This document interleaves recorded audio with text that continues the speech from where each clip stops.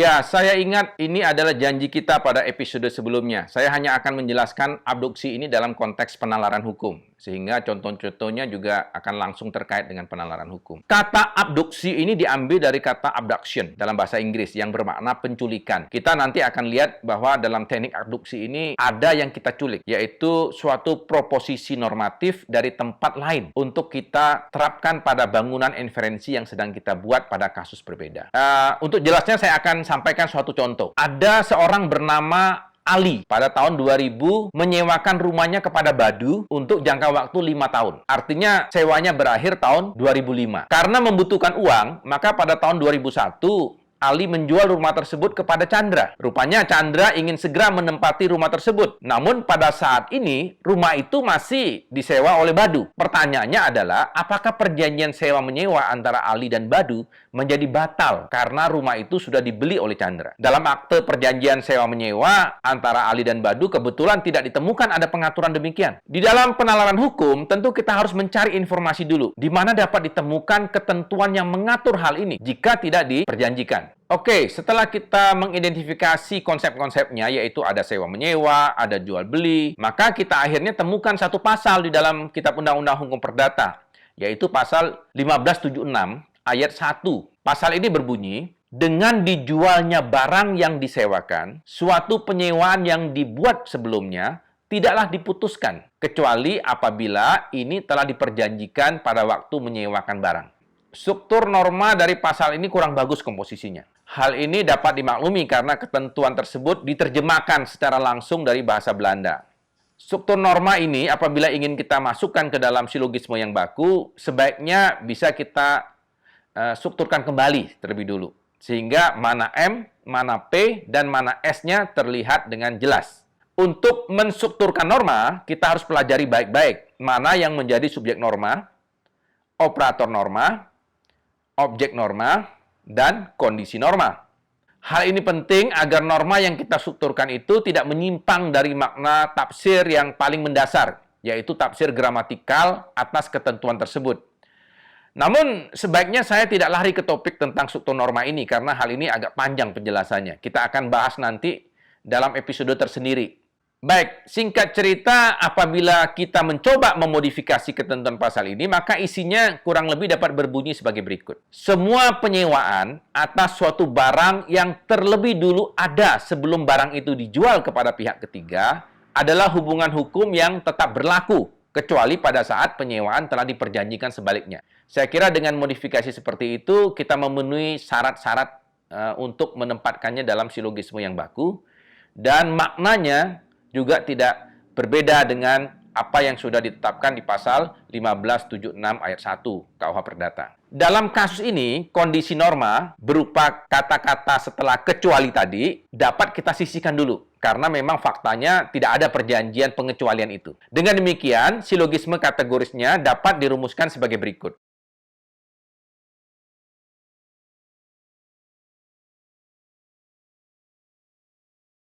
Sampai di sini, inferensinya berjalan mulus dengan menggunakan silogisme baku. Rupanya, pada tahun 2005, terjadi satu kasus lain lagi. Ada seseorang bernama Ani menyewakan rumahnya kepada Budi untuk masa sewa selama 5 tahun. Pada tahun 2006, Ani menghibahkan rumah tersebut kepada seseorang bernama Citra. Citra juga ingin segera menempati rumah yang masih disewakan oleh Budi ini. Pertanyaannya sama, apakah hubungan sewa-menyewa antara Ani dan Budi menjadi batal? Bagaimana ini? Di dalam perjanjian tidak ditemukan klausula untuk menyelesaikan perkara ini. Di dalam Kitab Undang-Undang Hukum Perdata juga tidak ditemukan, kecuali tadi, yaitu pasal 1576 ayat 1. Tapi ini kan bukan ketentuan yang mengatur tentang hibah. Pasal 1576 ini ketentuan yang mengatur tentang jual beli. Oleh karena ilmu hukum adalah ilmu praktis, maka tidak boleh tidak harus ada penyelesaian untuk setiap perkara hukum yang terjadi di dalam masyarakat. Bagaimana jika pasal 1576 ayat 1 ini kita culik untuk menyelesaikan perkara tentang hibah tadi? Jika ini kita lakukan, maka proses inferensi abduksi telah terjadi.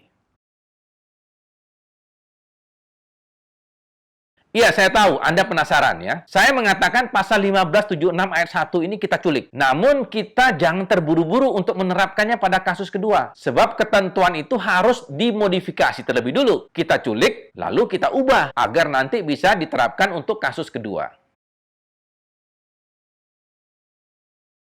Ya, pilihannya dilematis. Jika kita tidak mengubah norma pasal 1576 itu, maka berarti kita tidak menemukan dasar hukum lain. Terjadilah kevakuman hukum. Di dalam hukum tidak boleh terjadi kevakuman, karena hukum harus mampu menjawab setiap permasalahan yang terjadi di masyarakat. Bahkan untuk profesi hakim, ada penegasan bahwa hakim tidak boleh menolak mengadili suatu perkara dengan dalih bahwa perkara itu tidak ada pengaturannya. Hakim dan penyandang profesi hukum lain dituntut kreativitasnya untuk mengatasi ketidaklengkapan atau ketiadaan pengaturan tersebut. Orang menyebut tindakan mengisi ketidaklengkapan atau ketiadaan pengaturan ini sebagai penemuan hukum atau rechtsfinding. Tentu saja penemuan hukum ini tidak boleh dilakukan secara sembarangan. Harus dilakukan oleh orang-orang yang punya otoritas untuk melakukannya. Sebenarnya bergantung kita sedang berbicara dalam ranah kepentingan apa. Kalau kita berbicara tentang sosialisasi peraturan perundang-undangan dan kita ingin masyarakat berubah mengikuti ekspektasi undang-undang, atau dengan perkataan lain kita ingin jadikan law as a tool of social engineering, maka tentu realitas perilaku masyarakat harus diarahkan menyesuaikan dengan norma. Namun di sini kita sedang berbicara tentang suatu perkara hukum yang terjadi karena adanya penyimpangan terhadap skenario yang tercantum di dalam norma. Dalam perjanjian sewa menyewa antara Ali dan Badu atau antara Ani dan Budi, tidak ada skenario bahwa rumah itu akan dijual atau dihibahkan ke pihak ketiga. Mungkin belum terpikirkan bahwa hal ini akan terjadi, sehingga mereka tidak menyiapkan klausula tersebut. Nah, tiba-tiba terjadi peristiwa di luar skenario tadi. Semua sudah terjadi, rumah itu sudah terlanjur dijual atau dihibahkan. Nah, keterlanjuran ini adalah suatu fakta yang tidak mungkin diubah. Waktu tak dapat diputar mundur. Dari semula fakta menjadi bukan lagi fakta. Oleh sebab itu yang mungkin dimodifikasi bukanlah fakta, tetapi normanya. Ingat bahwa norma hukum itu bersifat preskriptif, artinya menyogiakan atau seharusnya demikian. Jadi selalu terbuka kemungkinan apa yang seharusnya terjadi ternyata tidak terjadi dalam kenyataannya. Ya, penjelasan saya tadi terpotong ya. Jadi di dalam proses abduksi ini, perjalanan kita tidak dari suatu norma, tapi dari konklusi yang diambil dari kasus lain yang kebetulan menggunakan suatu norma yang kita culik tadi. Mari kita kembali ke contoh kita. Konklusi dari kasus pertama adalah perjanjian sewa menyewa rumah antara Ali dan Badu pada tahun 2000, sebelum rumah itu dijual kepada Chandra pada tahun 2001, adalah hubungan hukum yang tetap berlaku. Pertanyaannya adalah, apakah konklusi seperti ini juga dapat digunakan untuk kasus kedua, sehingga bisa berbunyi perjanjian sewa menyewa rumah antara Ani dan Budi pada tahun 2005 sebelum rumah itu dihibahkan kepada Citra pada tahun 2006 adalah hubungan hukum yang tetap berlaku. Kita jelas tidak mungkin bisa membuat kesimpulan seperti itu secara tiba-tiba. Kalau itu kita lakukan, maka terjadi lompatan kesimpulan atau jumping to conclusion. Maka di sini ada satu proses penting untuk memperbandingkan dengan saksama antara dua konsep kunci, yaitu jual beli dan hibah. Apakah kedua konsep ini memiliki persamaan? Untuk itu kita dituntut membuat definisi atas kedua konsep itu. Katakan kita akhirnya menemukan ciri yang sama ada pada keduanya. Baik jual beli maupun hibah adalah perjanjian pemindahan kepemilikan. Dalam jual beli rumah, pemiliknya berpindah dari penjual ke pembeli. Dalam penghibahan rumah, pemiliknya juga berpindah dari pemberi hibah ke penerima hibah. Atas dasar persamaan ciri tersebut, maka dikreasikanlah suatu norma baru. Apa bunyi normanya? Normanya berbunyi, semua penyewaan atas suatu barang yang terlebih dulu ada sebelum barang itu dipindahkan kepemilikannya kepada pihak ketiga adalah hubungan hukum yang tetap berlaku. Premis minor untuk kasus kedua adalah, maka konklusinya adalah, nah demikianlah cara kita membuat suatu inferensi abduksi.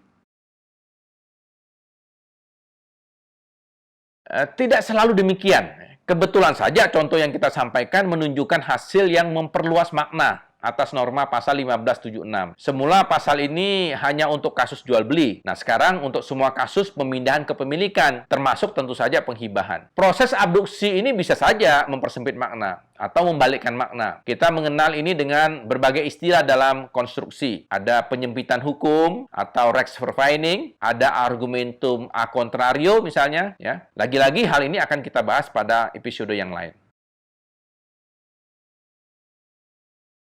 Ya, kalau Anda ingat pada beberapa episode lalu, saya pernah menyampaikan satu skema yang diadaptasi dari Fisher. Saya ingin menutup episode ini dengan menunjukkan lagi skema tersebut. Di dalam teknik penyimpulan abduksi, kita memulai langkah kita dengan mencari konklusi dari kasus lain. Lalu kita bandingkan dengan kasus yang tengah kita hadapi. Untuk kita carikan apa ciri atau karakter yang menyamakan, atau bisa juga yang membedakan antara satu kasus dengan kasus yang lain. Persamaan atau perbedaan itu haruslah merupakan konsep yang signifikan. Atas dasar itulah dibuat suatu aturan normatif baru sebagai sebuah penemuan hukum. Ketentuan yang baru inilah yang kemudian secara silogistis diterapkan untuk kasus yang sedang dihadapi. Dalam penalaran hukum, teknik penyimpulan ini salah satu keterampilan yang harus dilatih. Karena tentu lebih kompleks daripada inferensi induksi dan deduksi. Abduksi yang berwujud analogi misalnya, bahkan masih menghadapi resistensi untuk diterapkan dalam ranah hukum tertentu.